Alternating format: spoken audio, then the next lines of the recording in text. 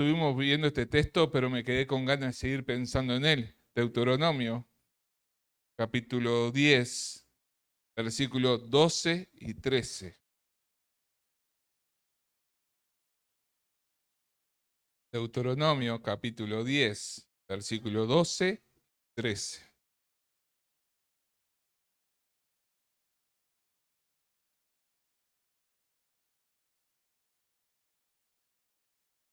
¿Quién lo lee? Bien, vamos.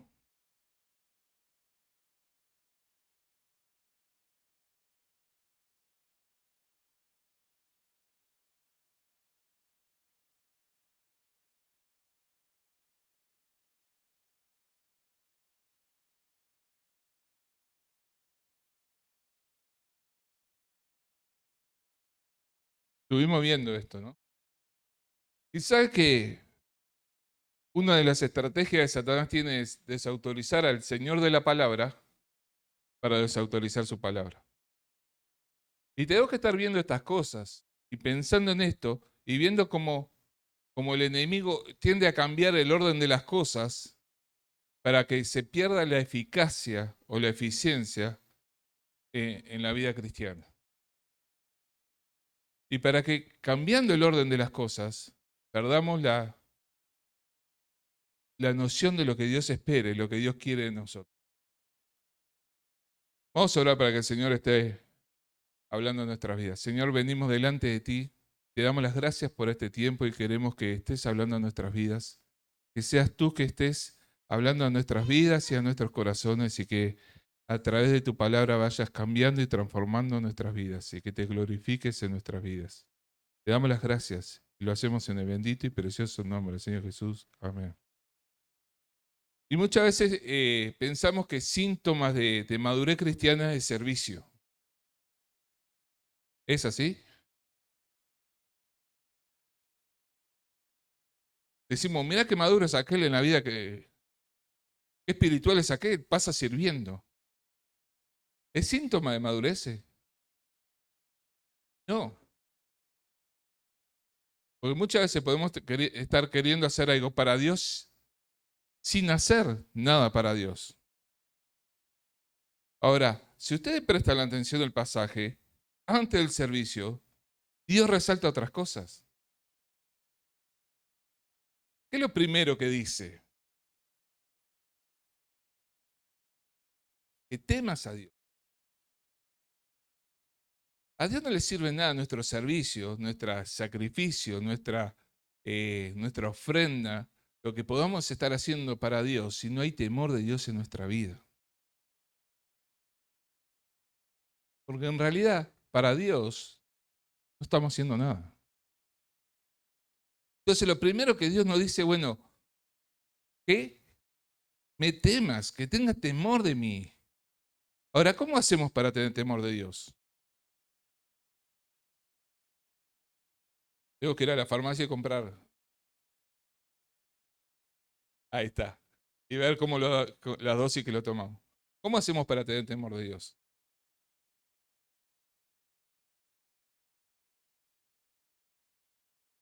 Lo primero que tengo que saber es saber cómo es Dios, ¿no? ¿Cómo es Él? ¿Cómo es la santidad de Dios? ¿Cómo es la justicia de Dios? ¿Cómo es la misericordia de Dios? Si conocemos a Dios, podemos tener temor de Dios porque sabemos quién es Dios. Tenemos claridad de quién es Él. Podemos entender perfectamente cómo es Él. Entonces, al ver lo que es Él y lo que soy yo, entonces ahí podemos tener temor de Dios. ¿Sí? Cuando nosotros conocemos a Dios, difícilmente nos puedan confundir en cuanto a Dios. ¿Sí? Y a veces hay muchas versiones y muchas cosas que están en la vuelta ahí que termina confundiendo y dando una imagen de Dios. Concepto de que como Dios está en todos lados, entonces puede estar en todos lados, entonces se puede manifestar de diferentes formas. Cosas que van haciendo turbia la imagen de Dios, entonces se va perdiendo lo que es Dios y no podemos entender claramente cómo es Dios, entonces no podemos tener. ¿Sí? Lo primero que tenemos que hacer para tener temor de Dios es saber cómo es Dios. Lo segundo, saber cómo somos. ¿Sí? Conocernos. ¿Sí? Ayer hablábamos un poco con los jóvenes, eso también en discipulado hoy, de conocernos, de saber cómo somos. A veces usamos esa frase, como somos pecadores, entonces tenemos carta libre para pecar y caer cuantas veces queramos, ¿no? O somos tan pecadores. Y no es así.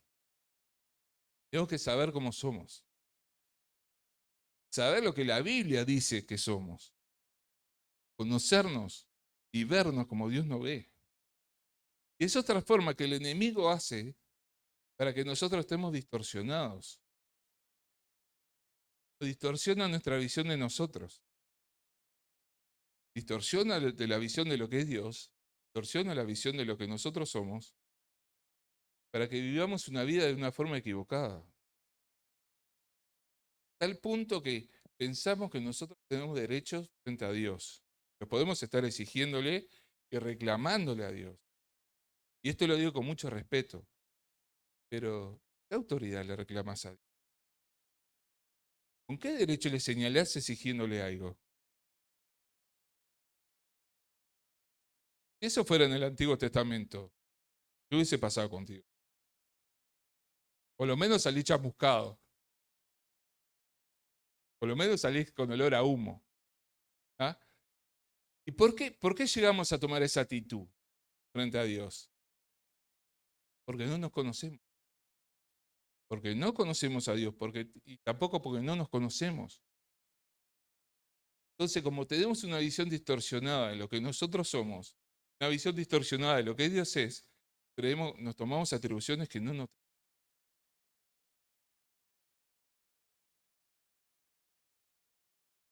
Segunda cosa que dice el pasaje.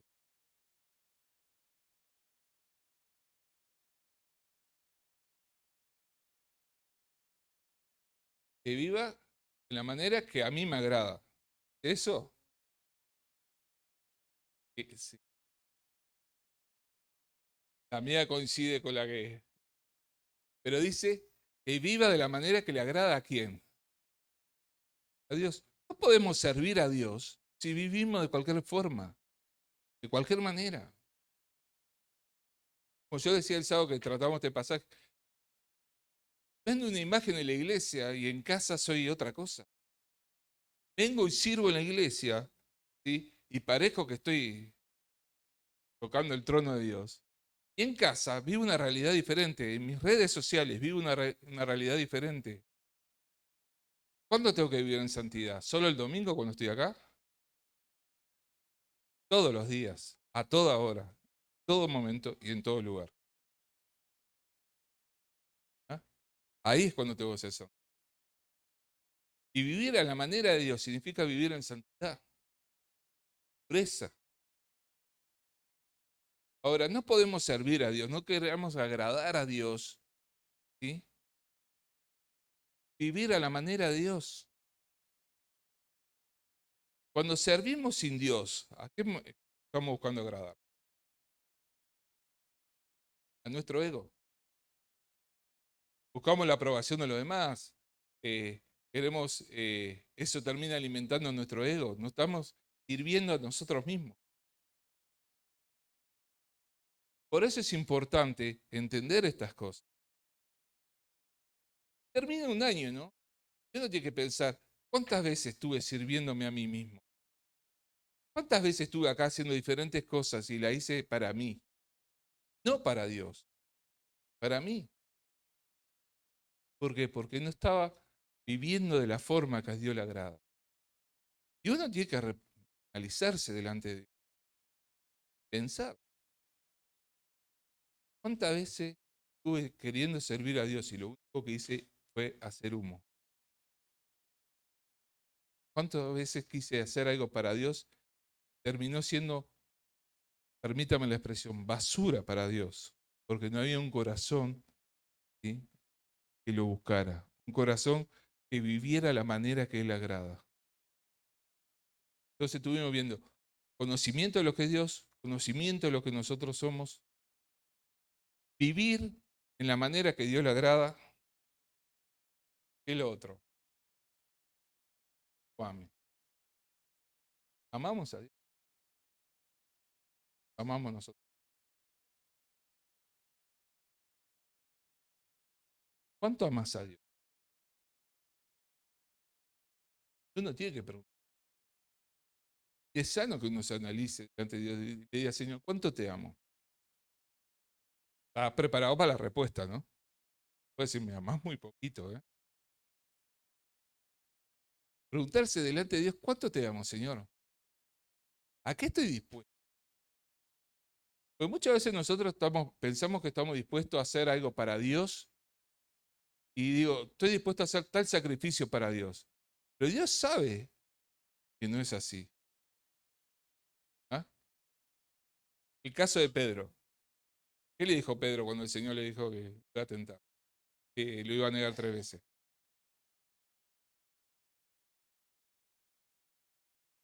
Pedro pensaba una cosa, ¿no? Que voy a hacer semejante sacrificio por ti. Y el Señor que le dijo, ah, Pedro, no te equivoques.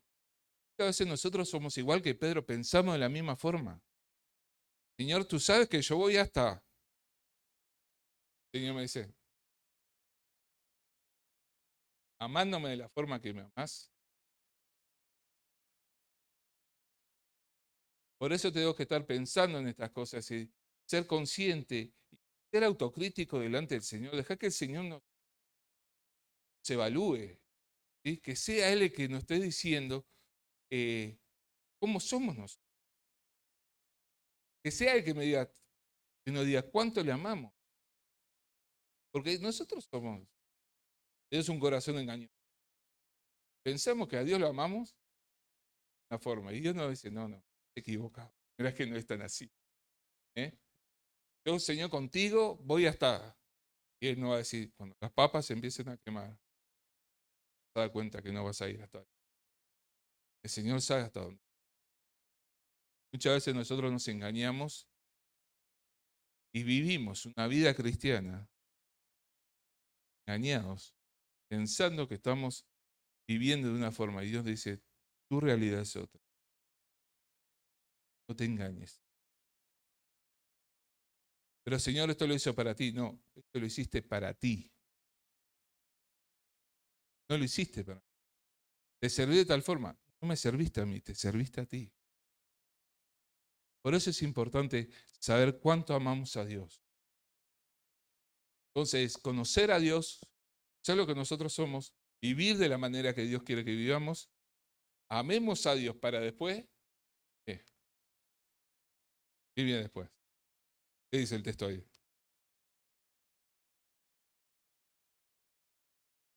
Sirvan. Ahí viene el ser. Ahí viene, recién ahí viene. Muchas veces ponemos primero el servicio, después ponemos todas estas cosas. Y no es así. El servicio viene después de todas estas cosas. Para tener un servicio que le agrada a Dios, que pueda servir nuestro sacrificio, nuestro servicio como un olor agradable delante de Dios. ¿Sí? Que suba como un perfume que para Él le genere deleite. No realmente que sea algo que Dios desprecie. Está viendo en nuestro corazón. Está viendo una actitud de servicio. Entonces, ¿cuándo viene el servicio? Después de estas 3 cosas que son importantes. Y el Señor le está diciendo al pueblo de Israel, ¿no? Estas cosas espero o demando de ti. Y Dios nos está diciendo a nosotros, estas cosas yo las espero y las demando de ti. Quiero que esté en tu vida. Quiero que esto sea una realidad. Ahora, ¿cuál es una vida? ¿Cuál es la diferencia entre una vida con propósito, una vida consagrada a Dios, con una vida cristiana mediocre? ¿Cuál es la diferencia?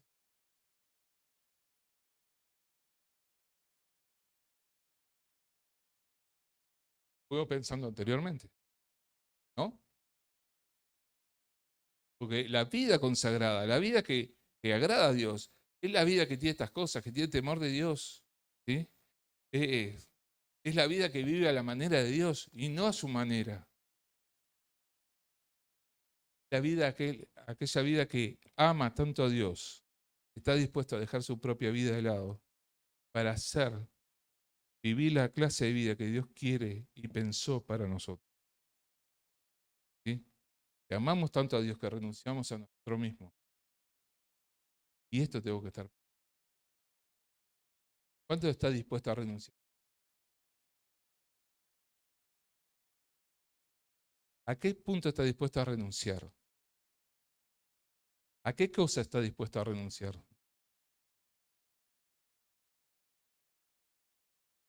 Estas preguntas son importantes. Yo creo que eh, todos los que somos hijos de Dios nos teníamos que hacer estas preguntas.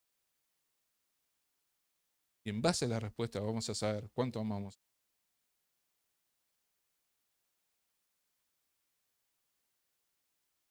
Siempre hay escalafones de renuncia, ¿no?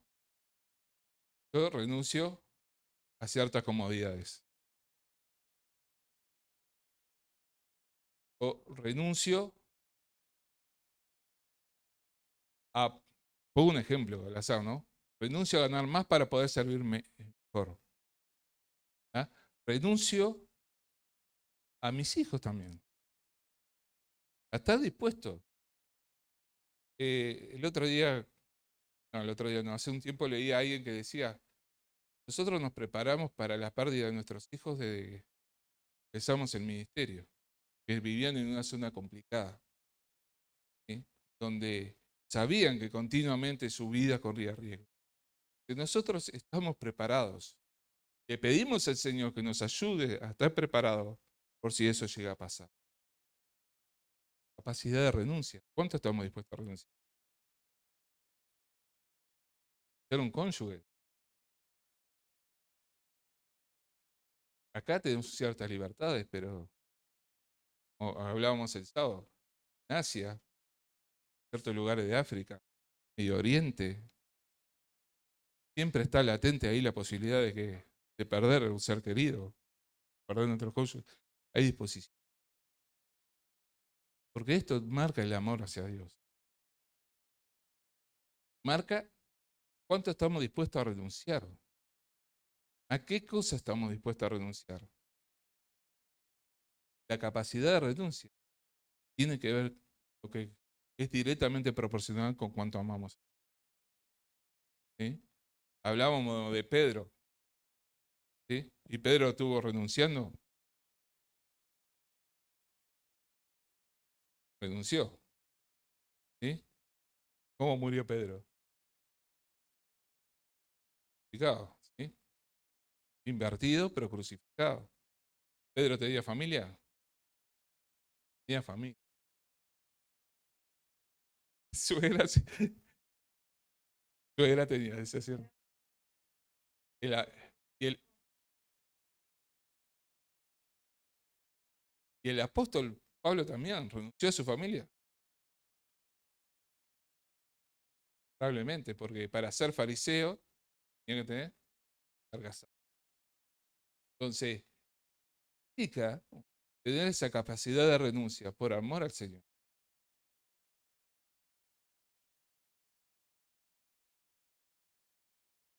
Volvemos al servicio. Después de todas estas cosas viene el servicio. ¿Qué dice el servicio? ¿Cómo tiene que ser el servicio? De todo corazón. Ahora, ¿qué implica que el servicio sea de todo corazón?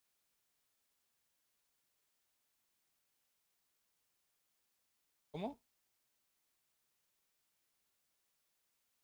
Corazón. Ahora, cuando uno lo hace de corazón, el servicio es pesado. ¿Es para hacerlo en forma quejosa?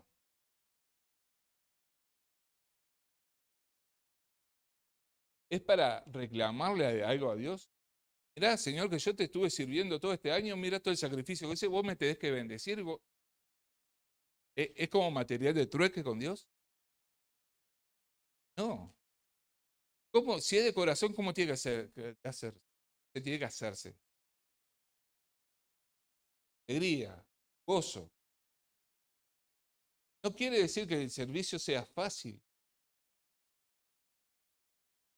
Tiene que hacer con gozo, con alegría, disposición. A mí me tiene que mandar a hacer el servicio. ¿Es servicio?